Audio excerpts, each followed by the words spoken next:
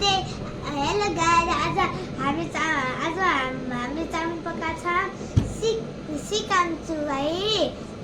चाउमिनको लागि बन्द काट्न पर्छ, प्याज काट्न पर्छ, लसुन अदुवाको पेस्ट गरेर राख्न पर्छ। साइडमा राख्नै बच्चाले पिरो हुन्छ। तातो पानीमा भत्काउन पर्छ। यसरी झ्याम राखिदिए 5 मिनटमा भड्काउनुहोस् है। मेरो मम्मीले हेल्प गर्नुभयो। अब चाउमिन राख्ने अनि पानी फाल्ने।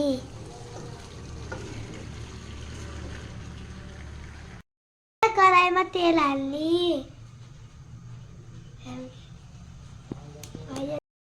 प्याज राख्छ।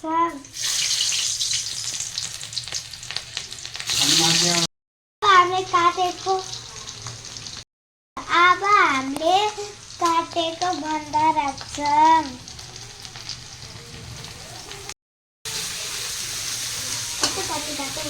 अदुवाको पेस्ट राख्ने।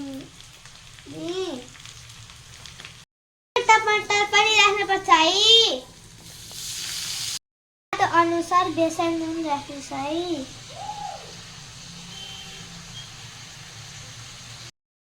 पाक्न दिनुपर्छ। चाउमिन राखेर मिक्स गर्ने।